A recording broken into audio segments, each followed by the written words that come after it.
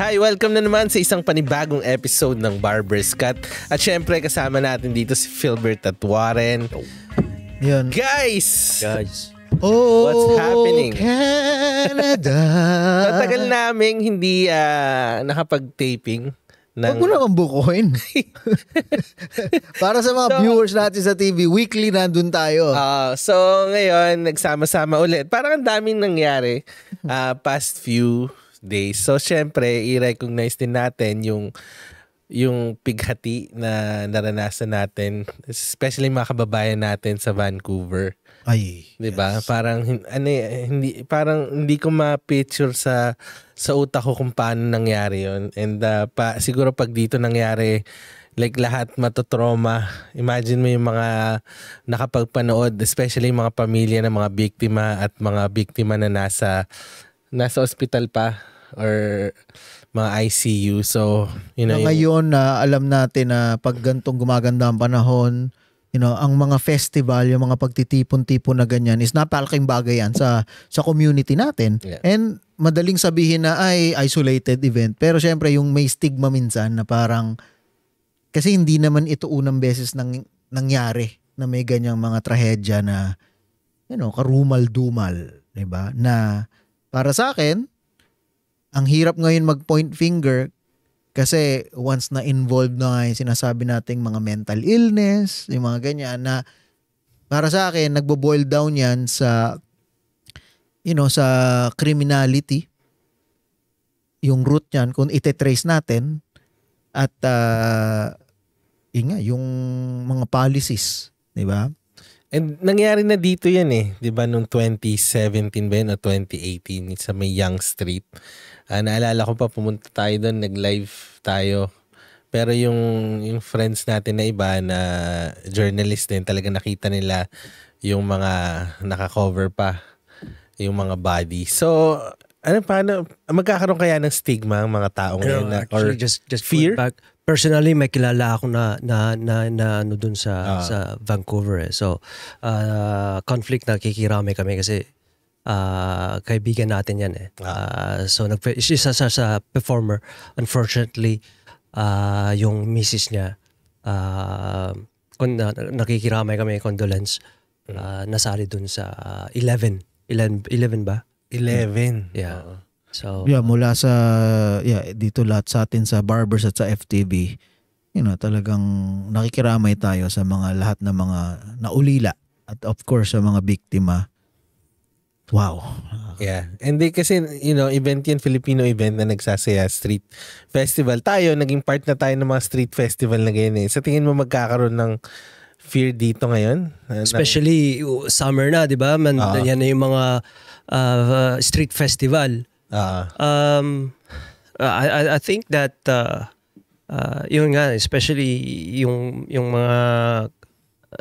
mga I don't know kung mayroon bang mga may iba magiging mahigpit sila. Siguro yun ang makikita mo first kung baka mahihigpitin na ngayon yung mga street festival. Hindi lang siguro basta-basta ngayon makako ng lisensya or So hindi natin alam. Pero para sa akin kasi too late na o hindi naman sulit yung paghihigpit.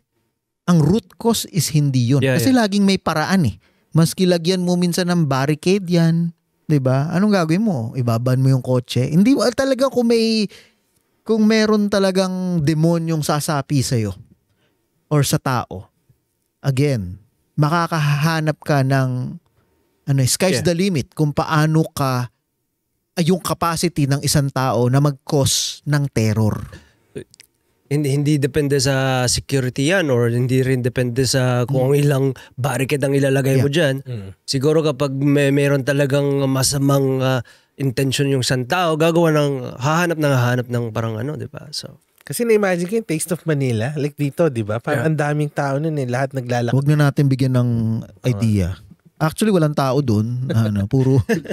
hindi. Mahirap ng... Yeah, mahirap. Mahirap isipin. So, nakikiramay kami sa lahat ng nabiktima. And ang mga twist of ang daming mga detalye na na-unfold na. Yung unang-una, understandably, grabe ang rage, natin. Mga tao na nakita yun na... Tapos, nandun pa. yung mismong driver. Na parang obviously, may nagsasabi, mukhang ano talaga, mukhang wala sa wisyo. Hindi pa alam yung mga detalye, pero nung nalaman eventually na last year lang pala is minurder ang kanyang kapatid. Nung killer, ha? So, medyo, again, hindi justified, obviously, mali. Krimen. Pero, ngayon, yung mga tao parang na-shift yung paradigm nila na, teka. Tapos, on top of that, yung nanay niya ay nag-suicide. Actually, failed.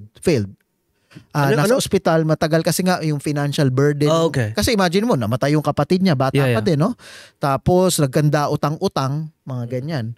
So, parang sa perspective na yon na parang nakasympathize ako sa burden o trauma na naranasan ng killer. Okay? Pero again, mali. Pero kaya nga parang mas na sinisisi ko dito or pinopoint out ko yung root cause. Pangalawa, pag ganun nga na marami ng mga bisita sa mga pulis, sa mga health mga men sa hospital, no, about malamang dahil nga sa psychological, you mean pabalik-balik siya.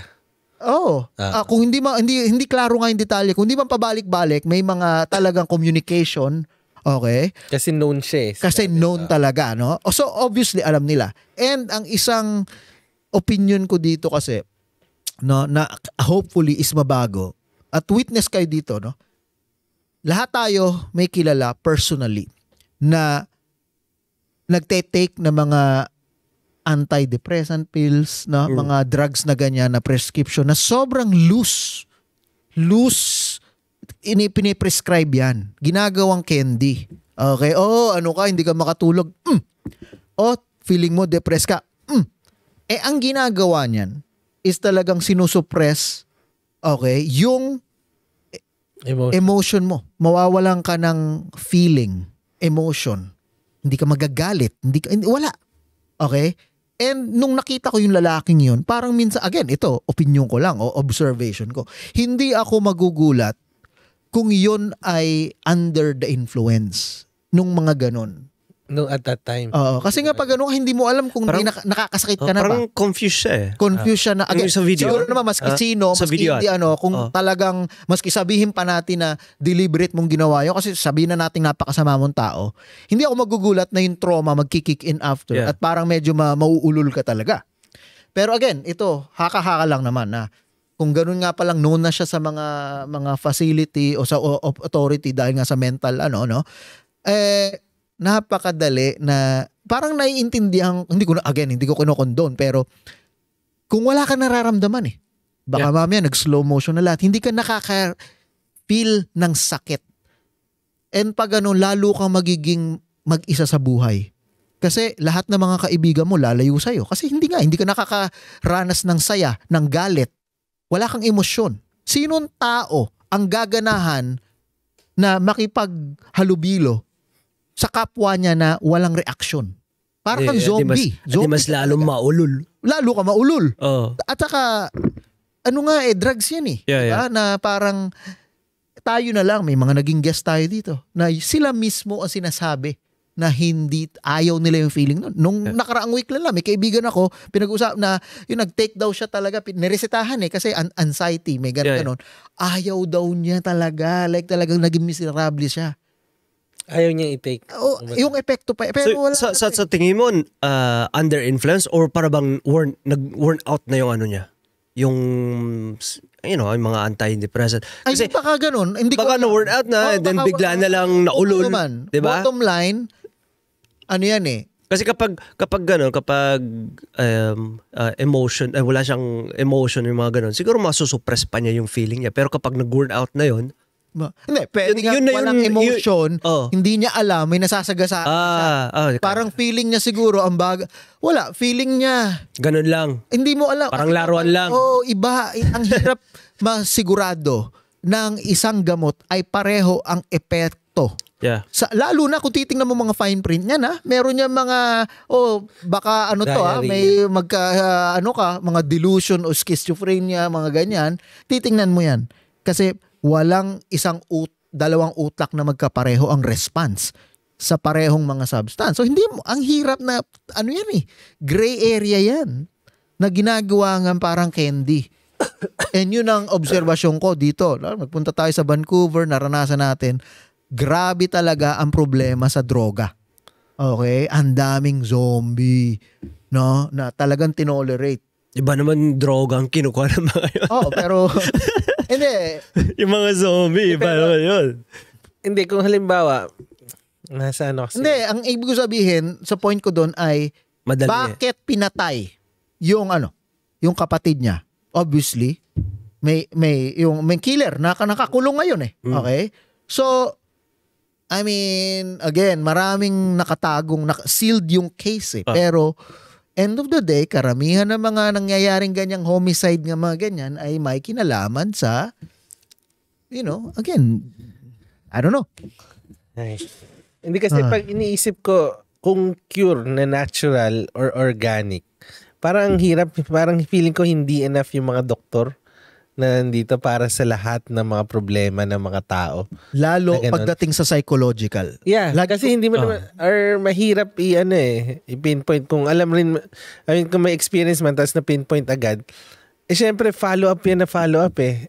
Kung mag-isa ka lang ng mga doktor dito or meron tayong shortage, parang hirap unfortunately, pagdating sa psychology, sa mga psychiatry na mga ganyan, parang for the most part,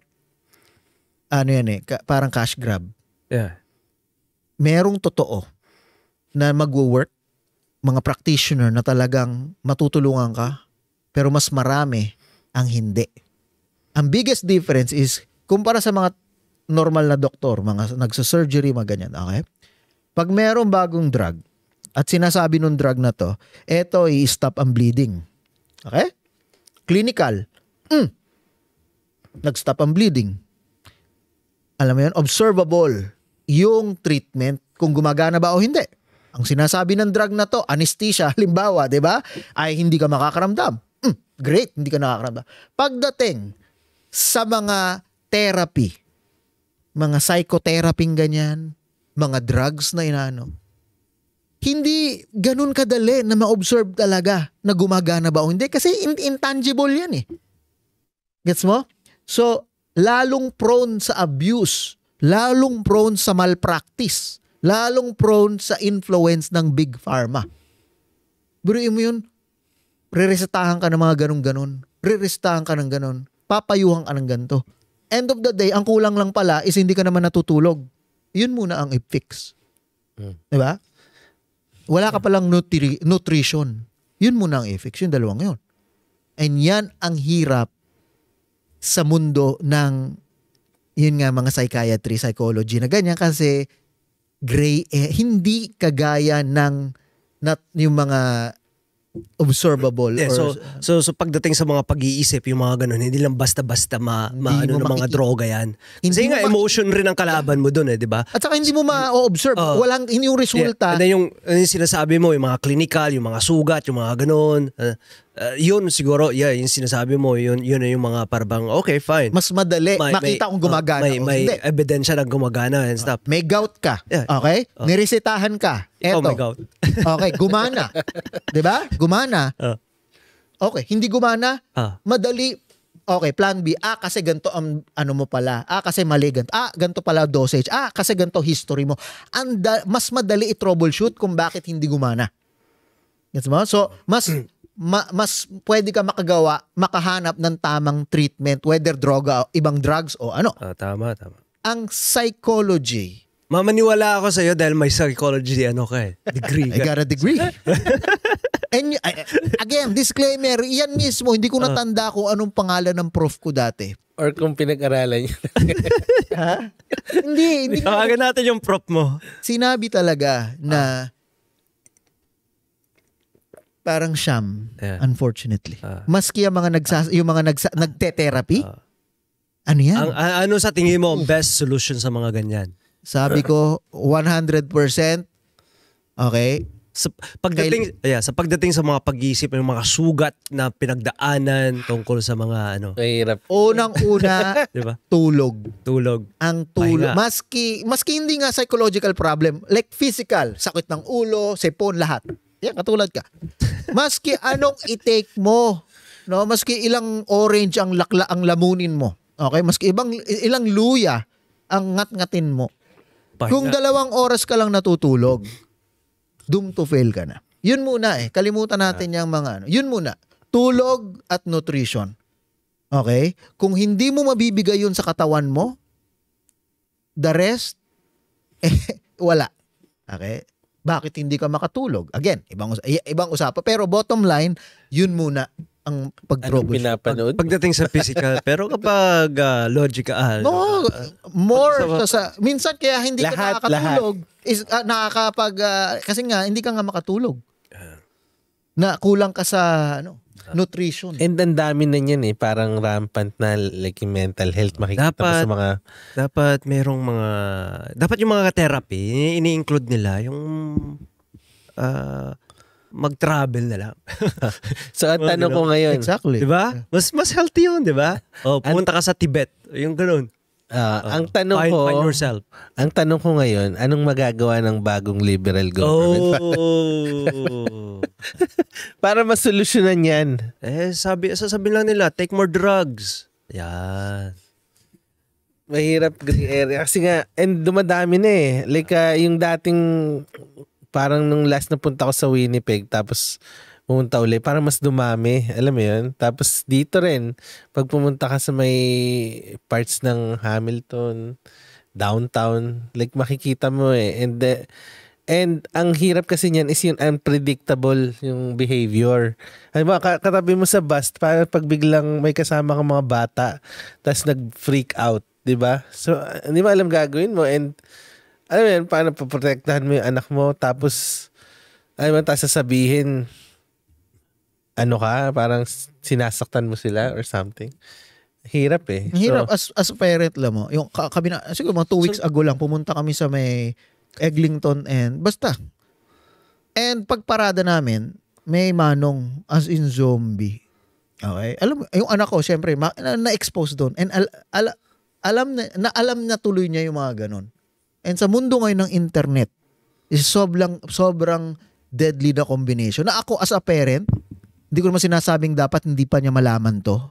Pero para sa akin may edad na okay lang na malaman mo yung mga ganyang bagay. At maranasan. Hindi maranasan. At para ma-observe at para i-research further. Kasi ngayon yung internet na. Pero sa batang-bata.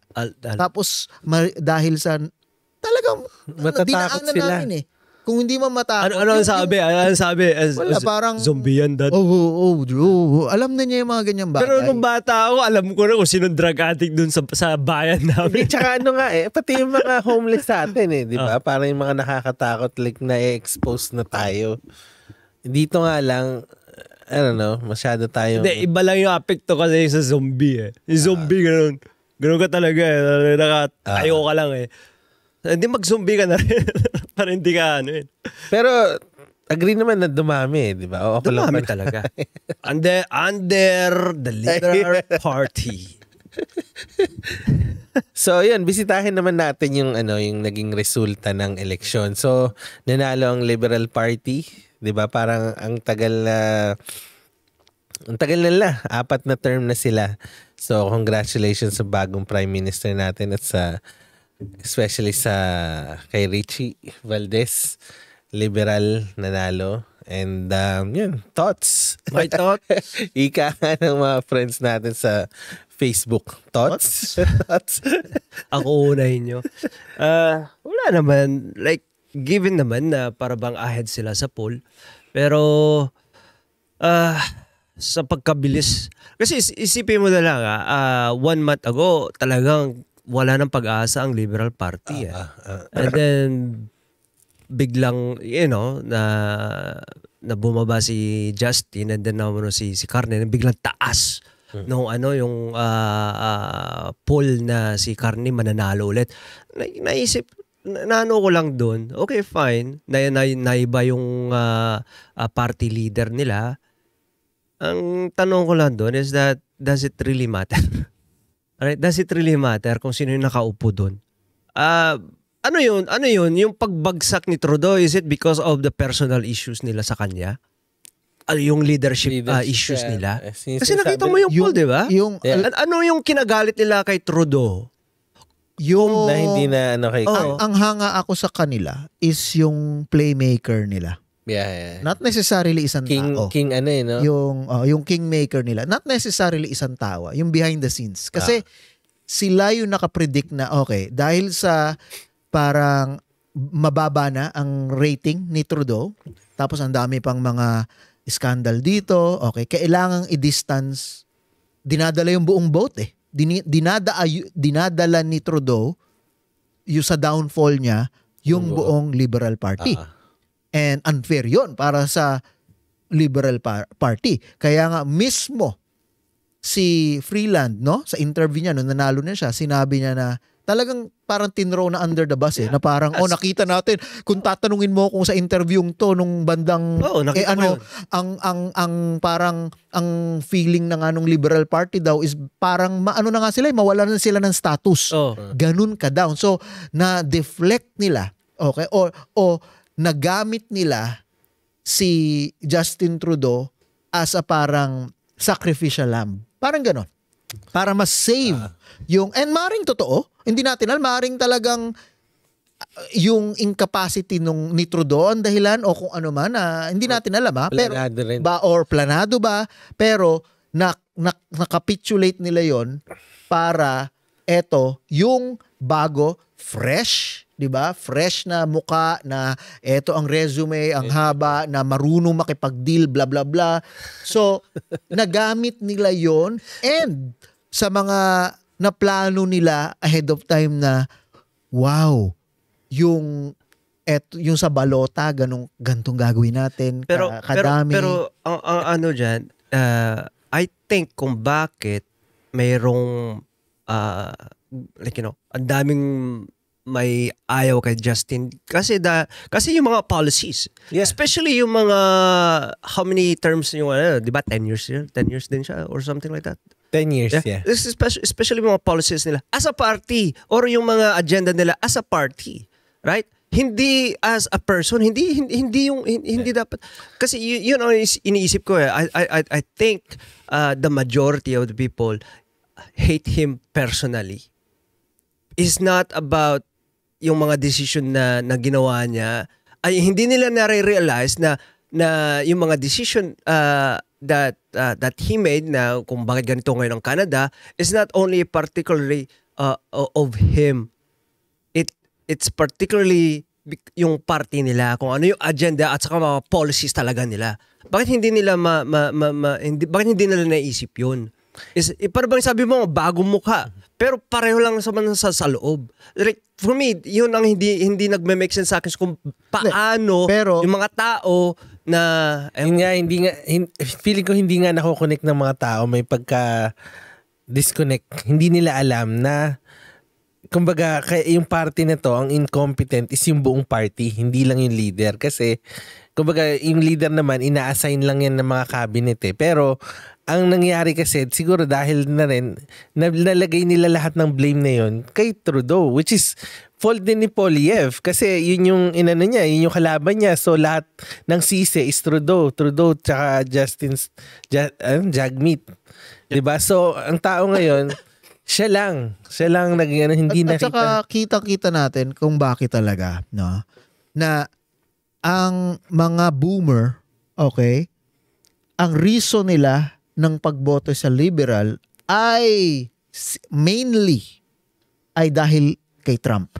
Fear. Okay? Yun ang naging point yung election. Exactly. The main so, topic. Yung mga argument natin dito na parang, 10 years ang GDP, ganito, 10 years ang sa G7 kulela tayo, 10 years ng lost decade nga, no, na talagang totoo naman, like sa lahat na metric na possible sa buhay ng tao, inflation, mga housing, lahat. Talagang immigration, sa buhay failed, sa buhay natin.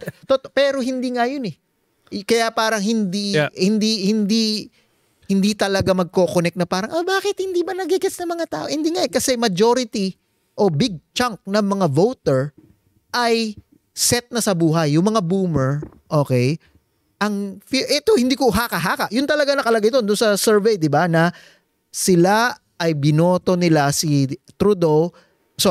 Carney dahil kay Trump. Yeah. So, period. Whether, ma-turn around yon or whether kung ano man, yun ang dahilan. And kaya nga hangang-hanga ako sa mga playmaker, no, ng liberal kasi nagawa nila na gamitin ang outsider para sa kanilang pabor na nagamit nila somehow na i-equate si Poilievre as Trump of Canada. Na kung ididig mo, hindi. Like, medyo malayo na, 'di ba? Na as a person, no? So, pero yun nga, ganun nga grabe ang similarities nila ang nakikita ko is that they're very nationalistic. Yun lang na ko is they want to put their country first. Means meaning yung economy nila internally at saka yung safety ng mga is not about yung mga external na issues and stuff like that kasi ganun ang conservative thinking 'di ba? So yun ang nakikita kong similarities lang, pero to compare him with Trump dahil yung mga tariff nila, yung mga he's against all the narrative kung ano yung mga globalist na idealism, yung mga ganun.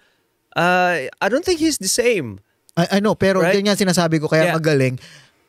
Na, kumbaga, pass na tayo sa point na, kumbaga, nagawa na nilang i-equate through media, through policies, through yung social media, na pag ikaw ay ang conservative or ay pag right ka, pag conservative ka, values, yan ay parang Trump ka na or fascist yan. And yun ang successful nilang nagawa. Nationalistic ka, therefore anti everybody else ka pala. Ang Canada is built around immigrants. Tapos ikaw, kaya nga sobrang smart ng kung gaanong, of course, merong manipulation sa magkabilang side, pero end of the day, sino ang nanalo? Sino ang mas effective? Sa akin lang, bottom line, yung mga voters, hindi dapat nila naman sana tinignan nila yung pagka yung leadership nila. I mean, yes, leader nga siya as a Liberal Party. Pero look, the party itself makes the decision because meron silang priorities, meron silang belief as a party. Pero irrelevant na yan. Irrelevant na. Kasi meron silang agenda as a party. And as a leader, you are not, hindi ikaw ang magdidesisyon kung ano ang priority, yung belief or yung mga agenda nyo as a party. Hindi pero yun nga, ang disconnect rin na sinasabi ko na parang ang alam natin is parang US tayo na direkta kung sino yung binoto mo, yun yung nagdidesisyon or yung leader. Siya lang. Pero yun yung hindi naiintindihan ng tao dito or siguro mga bagong immigrants din na party yan na gumagalaw. Yung leader kaya nilang palitan anytime. 'Di ba? Yung party ang nagme-make ng decision and set na sila sa platform nila na susundan nila. And yun nga, may platform yung liberal dati na hindi nila nasunod. Na tama naman, magpapapasok sila ng immigration which is acceptable naman ng lahat. Pero, na-screw up nila for some reason. Na-screw up nila. And kaya nga, kaya hindi na dapat nagtataka. Mas kasi nga, marami ang nakaka-realize ng ganyan. Actually, record-breaking, lalo na sa mga estudyante, record ang naset na sa mga kabataan nga na bumoto at ang bumoto ay yung conservative. Kasi, again, ito is a survey mismo nakalagay na bakit nila binoto yun? Hindi sa tama ba o mali ha. Bakit? Yung rason nila, yung paniniwala nila, regardless kung nang-joke time lang ba ang conservative, okay? Kaya, kasi dahil sa presyo ng bilihin at para sa future. Which is in contrast dun sa malaking portion pa rin ng bumoboto ng mga boomer na dahil exclusively kay Trump. Kasi pag again, siguro ilagay natin ang posisyon natin sa sarili sa mga boomer, halimbawa, na established na, mga nagre-retire na, marami ng ipon sa bangko. Kumbaga, ang purpose nila sa buhay nila, pretty much tapos na eh. Okay, na raise na nila yung mga anak nila, na paaral na. And pag nandun ka sa posisyon na yon, safe. Like, kumbaga, I guess parang mas vulnerable ka na mas emotional ka na sa mga bagay. Na parang, ang comparison ko dyan, kaya vulnerable, halimbawa, eto mga artist, mga successful na mga Hollywood celebrity. Sila, agree tayo, magaganda ang buhay, di ba? Financially, wala na silang problema. And I'm sure yung mga yan, sobrang grateful yan sa buhay nila. At pag sobrang grateful ka sa buhay mo, at lalo na artist ka, creative ka, pag nakakakita ka o nakakarinig ng injustice ka, gusto mo tumulong sincerely. And yan ang nagiging Achilles heel, kasi parang minsan ang dali ngayon mong mauto. Parang unnecessary hatred kasi nakita mo sa balita ganto maski hindi mo pa na-verify, wala kang time mag-verify. Nasa posisyon ka ng gratefulness, abundance. Tapos biglang ito, maririnig mo, oh my God, binomba ni ganto si ganto. Maski wala kang time para i-verify. Ang unang instinct mo ay, oh my God, I live in this, and maski talagang nandun ang puso mo. Yeah. Kaya common na nakikita natin sa Hollywood, okay, sa mga celebrity, sa mga artist, mga singer, kasi yung mga yan is blessed na live in the life na gusto ng 99%, okay, luxury, fame, money, lahat, na ine-express yung mga nararamdaman nila through music, through film. So, ganun eh. Kaya unfortunately, yung influence nila is sobrang lawak. Pero, sobrang dali nila ma-manipulate or maapektuhan sa mga bagay na manufactured. And dahil sa marami ang reach nila, sobra ang impact nila. Nagiging divided tuloy, maski ayaw nila. And yan ang rinse and repeat. Wala naman ako nakita mga artist na nakita ko. Hindi yung sinasabi niya yung mga Trump derangement. Ay, yung mga Trump. Okay. Yeah. Na masabi lang yung Trump, parang na agad lahat. Di ba? Pero majority won. Ano? I'm just saying, majority won.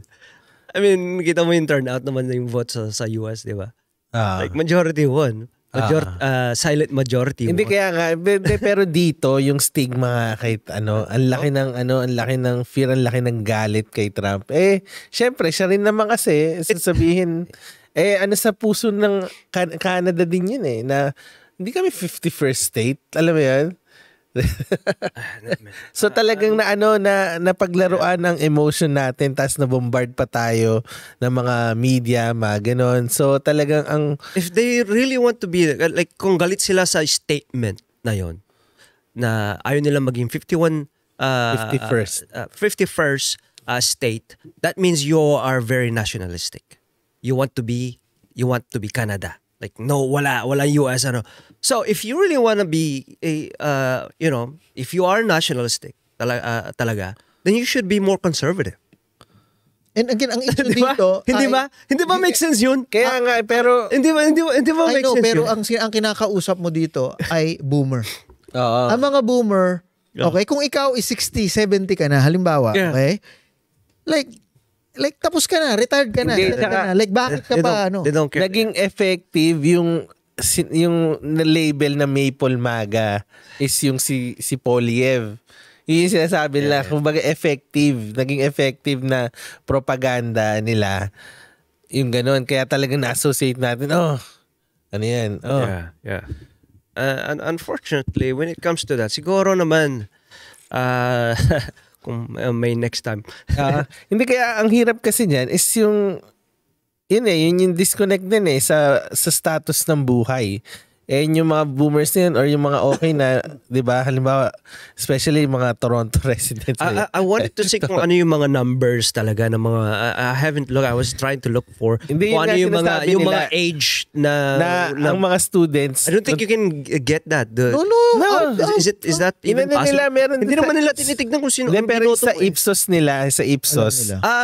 Ang survey nila is yung mga Gen Z conservative ang binoto kasi concerned sila, which is tayo, hindi tayo Gen Z pero millennial, concerned tayo sa future natin, kung ano yung ma-afford natin. Di ba yun? Ngayon parang ang hirap maka-afford ng something So mga Gen Z more conservative pero yung... Kasi yun nga kasi yun yung plataforma. Yung plataforma ng isa is talagang tinake advantage nila itong time na to na maging elbows up. Alam mo yun?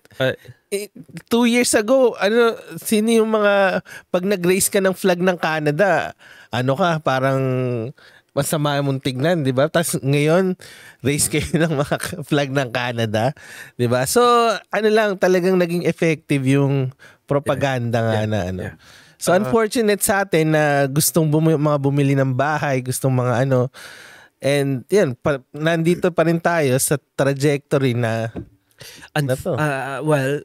here's the news. Mark Cartney, alam naman natin kung ano yung track record niya, di ba? Hindi ko naman sabihin ko lang. He is a banker. He used to lead the Bank of yung UK, I believe, right? So, let's just tignan na natin kung ano yung track record niya doon. Bangkarote na right? So, he is a banker. He likes to print money, basically. Right? So, let's just hope na hindi bagsak yung Canadian dollar natin. Kasi ganun nga nangyari kay dami natin pinrint naman. Yun nga is, like, come on guys, if you guys are worried about yung mga inflations, you guys worry about the economy, yung mga ganyan, let's think about kung ano ang reason kung bakit mayroong ganyan, may nangyayari yung mga yan. Right? Like, ang sa akin naman, ang take away ko dito, nung talagang pinapanood ko tapos parang sure ball na talo na. Okay? Nakita mo yun, ang bilis nila, di ba? Nilabas ka agad na hindi, pero yung sa huli, yung talaga nakita mo na nung nagbigay na ng speech si Carney, si Jagmeet at saka si Pierre, nung nagbigay na, parang na-feel ko yung parang nakahinga ako. Parang na-feel ko yung again, merong mga scriptwriter yan, pero may mga prompter. Pero regardless, parang sa ngayon, bibigyan ko ng benefit of the doubt na parang yung mensahe nila, parang nakaka-proud pa rin na okay, at least ganito tayo sa Canada. Okay, isa tong importante na siguro characteristic ng Canada versus sa ibang bansa sa US na talagang after ng nagkaroon ng debate, di ba? Blah blah blah. Tapos pero walang nagtirahan. Graceful yung exit, yung surrender, kumbaga yung acceptance, very graceful yung kay Jagmeet as much as na ilang beses nating nakikriticize dito. Okay? Yung part na yon. Ganun din ang sinabi ni Carney. No? Sinabi niya talaga na yung natutunan niya, humility dito. Natutunan niya na at sinabi niya marami pa siya magiging pagkakamali pero iko-correct niya at aaminin niya. Okay? And then ganun din yung kay Pierre na very graceful na the first mag-work with na iyan is in contrast sa US na pagkatapos ng eleksyon, tirahan na, demandahan na, gantihan na, blah blah blah blah. So, again, pwedeng bullshit lang to, pero sa ngayon iba yung narinig ko. Mas mabait nga tayo. I get that. I think yes, yun yung characteristic natin as a Canadian siguro. Especially sa mga politician natin na hindi ganun ng mga hindi kadumal-dumal kung magsalita or magtirahan o yung mga ganun bagay. Pero I think yun rin siguro dapat tignan rin nila kasi sa election na to, you think na naging malinis? Well, hindi man, I don't think yung tipong tamper ng mga balot, no. Pero the fact na sa riding ni Poilievre, merong ang dami. Nakita ko nga. So, na, ano yun? Gawa-gawa lang ba yun? O totoo ba na may 96 strategy na yun. Again, legal. Yun na nga. Legal. Yun nga ang sinasabi, legal. Pero ganito reason kung bakit ako bumoto. Bumoto ako sa advance Ikaw, advance ka rin. Advance ako eh. Ang thinking ng mga advance, katulad ko, yun ang is gusto kong bumoto kaagad. Hindi na ako makahintay. Gusto ko na lang change eh. I mean, given na yung kung ano yung sinong binoto. Siguro, di ba? Sigong. pero ganun siguro naman ang naisip ko. Kaya sinabi ko nung sinabi nila na 7.3 million ang bumoto sa advance. Sabi ko, oh man, kung ganun ang same way yung thinking nila sa pag-iisip ko, may chance ang manalo ang conservative. Pero na iba, baliktad pala. Sabi ko, paano nangyari yun? Ako lang ba hindi nakapaghintay na bumoto at bumoto ng kami change? Hindi, kami, on time kami. Pero may mo yun? ako na... Yeah, again, 7.3, isipin na lang natin yung numbers 27 million ata ang eligible voters. Ang turn out lang ng voting ngayon, I think is nasa 18 million lang ata, which is so yun ang problema. Alaki. So 7.3, so meaning yung vote yung kahapon mga kalahati lang ng almost 40% ay hindi bumoto. Like, oh man. So again, kaya hindi not necessarily I don't think may... Ano yun, kahapon lahat liberal ang bumoto, walang conservative? I don't know, man. Hindi ko naman question na, pero naisip ko lang, like, sabi mo, masyado tayong mabait dito, baka merong naman sigurong nangyayari dyan na hindi ka... I don't think so. Yun nga, yung mga ibang klaseng game. Legal, pero questionable. Yeah. Katulad sa Pilipinas, na kapag may kaaway ka doon na kapangalan, maglagay ka rin tumakbo na may kapangalan din para mabawasan yung boto niya. Medyo parang ganun. O, di ba? Yun, first time in history na bigla ang may 91 na parang lahat mga hindi mo kilala. Mga walang And lahat yun ay may bayad Wow. Hindi ka pwedeng maglagay ng pangalan mo sa balota. Magbabayad ka yata 25,000 down payment or something.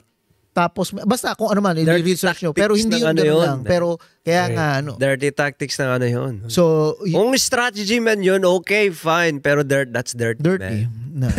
Diba? Like, so, it gives you just pero an idea. Respetuhin mo sa nila. 91? Oh, man. Dapat yun na dapat. They want pero, to win. Ang punot dulo kasi nito, okay, etong leverage ni Trump pang bubuli sa atin at kaya na talagang sobrang apektado tayo na 51,000 shut up talaga ang sakit ay talagang may capacity siya na baligtarin ang ekonomiya natin. Tulad nga ng mga tariff na yan, di ba? Yeah. And yun ang punot dulo niyan. And kaya siya may leverage na ganun is dahil sobra talagang wala na ang ekonomiya natin. Yun ang problema. Yun ang punot dulo.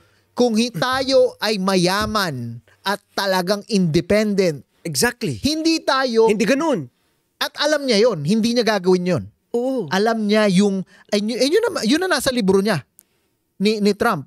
At yun ang estilo ng mga, sabi nga sa Biblia, yung mga shrewd na tao. So if you are Canada, you should take that advantage away from him. And how would you do that? Improve mo yung economy. Be more self-sufficient. Exactly. Hindi ba? Kaya nga, yan ang punot dulo. Kasi kung alam natin, again, hindi tayo gaganyanin babuyin ni Trump, okay? Kung hindi niya magagawa yun kasi alam niya na meron tayong baraha.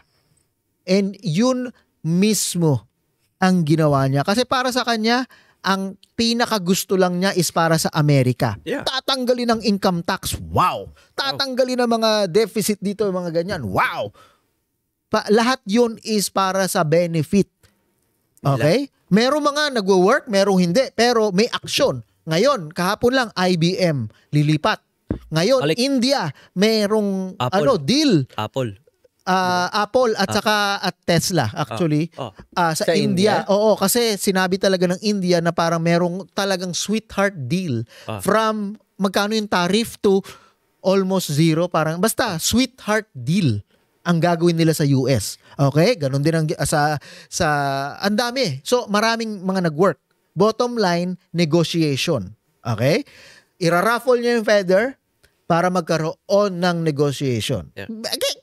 Ganyan sa ano, yung claim na outlandish, no? And then, para masimulan. Ganun. Yun rin ang gusto niya, clean slate. Kumbaga, clean slate tayo. Kasi feel nga niya natitake advantage sila. So, kapag nagipag-negotiate ka, right? Supposed to be, yan ang isipin mo. Sige, clean slate tayo. Umpisa tayo sa basic. Ano yung mga pag-uusapan natin na deal?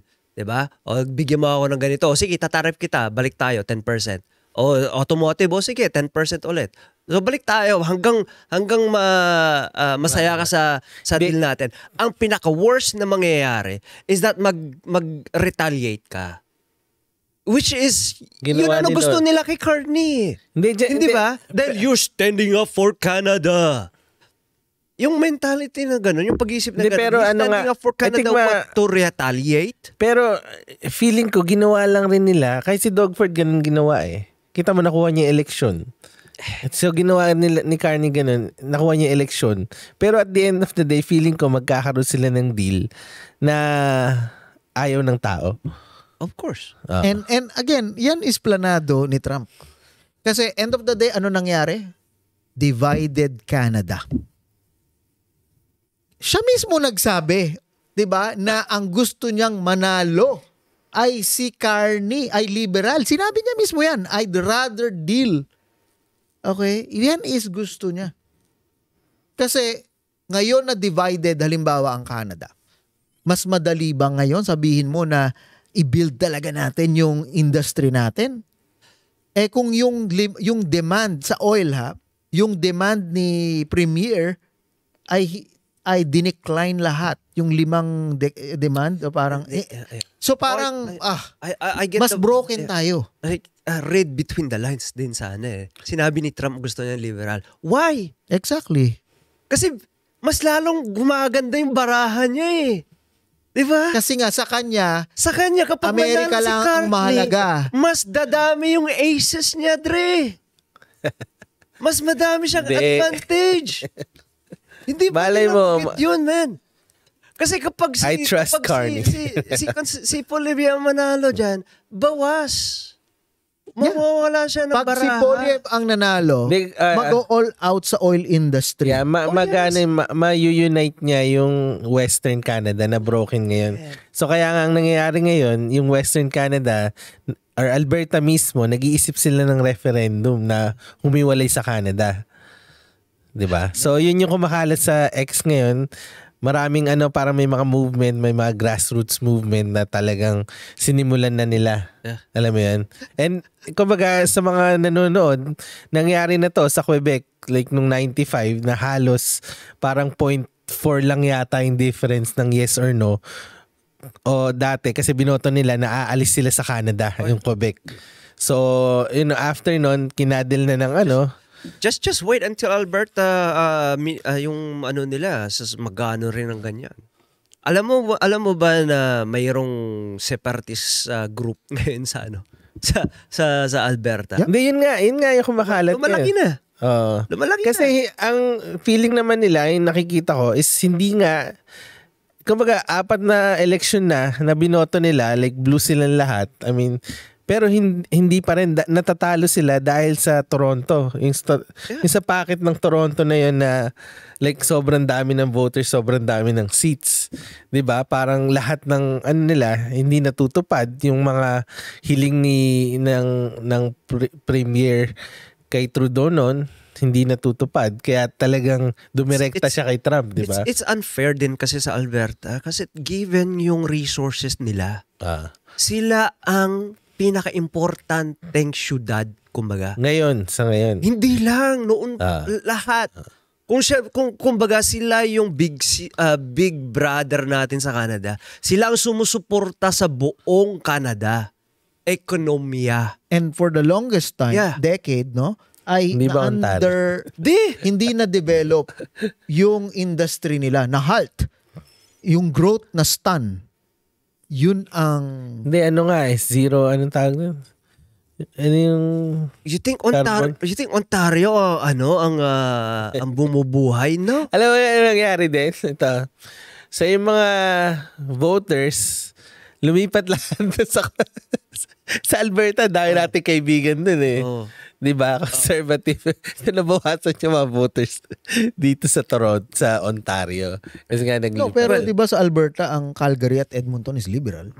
Hindi kasi yung mga populated talaga, yes. Yung mga Hindi. Kaya ibig sabihin, lahat ng kaibigan natin na lumipat doon, liberal din. Hindi liberal. Edmonton may parang nakita ko doon sa mapa kahapon, Calgary talaga ang pula. Pula ang Edmonton. Hindi, dahil dati silang silang NDP. Yeah. So, actually, yun tinitingnan natin yung numbers kanina, di ba? Kung hindi napunta yung boto ng NDP sa liberal, may pag-asa na sana. May pag-asa tayo. May pag-asa ang 16 ang nawala eh. Magkano yung nawala sa liberal? Sa New Democrat? So kaya nga may isang sana nanalo na. May isang parang host dun kagabi na sinasabi nga is ang mali rin daw ni Poilievre is masyado siyang kay Justin tsaka kay Jagmeet. Kumbaga yung advertising nila, yung mga pera nila na siraan si Trudeau tsaka si Jagmeet sumobra. Biglang naiba yung braha, biglang si Carney. Napatay niya yung ni Jagmeet, nawala ng status party. Iyon ang naging cause nung kasi kung halimbawa nandito pa rin yung seats nila, hindi napunta sa liberal, then, halos parehas lang. Yeah. Kasi 20 kung nakip lang nila yung seat ng New Democrat. Pati yung sa black. Panalo sana ng conservative. Dahil sila mas madami na-flip. Lahat yung mga seat na nawala sa NDP napunta sa liberal. So, it's... kasi from left, hindi ka pupunta kagad ng right eh. Alam mo yan, ang laking ideology nila. Ang laking jump ng ideology. At saka ang isang successful, maski dito sa Canada, maski sa Filipino community, ang mga liberal, no, ay successfully na nila na paint na ang conservative ay mga racist, fascist. So halimbawa, in terms ng representation, so halimbawa kung ako, sa puso ko, gusto kong tumakbo, halimbawa, na MP, halimbawa, no? Like, hindi ako tatakbo kasi, like, parang napinta ka na na parang may stigma na Maski sa totoo lang, halimbawa, anong pinagkaiba ng past ko sa past ni Rechy, halimbawa? Magulang ako, gumigising ako ganito. Like, maski titingnan mo yung mga liberal or conservative o sino, pare-pareho lang naman mga tao Walang pinagkaiba. Etong si Chu na nakikita ko o si Chi, si Maggie, yung sa nakikita ko. Okay? As a parent, as a person, human, wala ako nakikita na pagkakaiba niya sa akin as a parent, as a person, as a human. Nag-aral, nagtrabaho, naganto, baka nag-try ng ganto. Pero bakit ang pagiging ibang partido ay enough na para bigla automatic na yun na mapinta ka na partido yan ng mga racist, partido ng mga kung ano man, komunista o kung ano man, partido ng ano. Kasi nga, wala successful lang yung pagka-execute nung kung sino mang in control na pag-paint sa certain party. Ang problema, nawawala ng diversity. Nawawala ng opposition.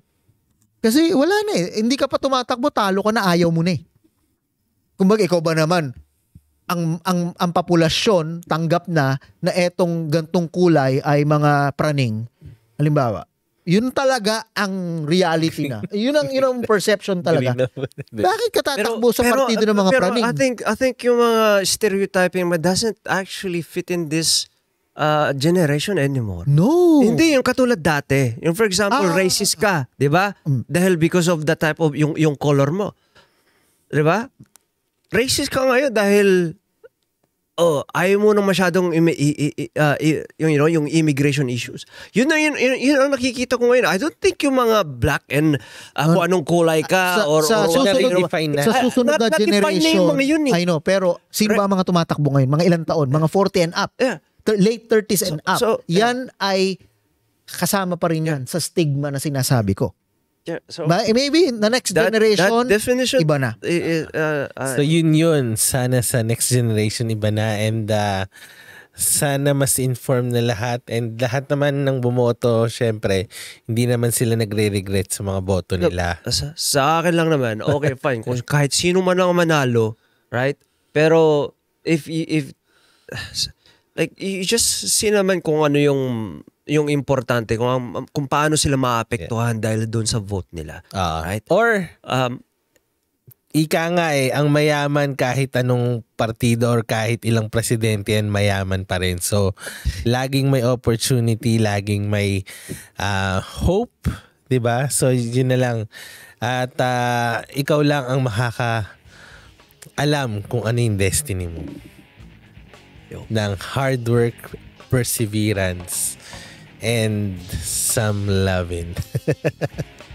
Thank you very much at sinamahan nyo kami ngayon sa Barber's Cut. Supportahan nyo din yung ibang shows namin dito sa FTV Podcast. Gilbert Wong 2026. Ako tatakbo.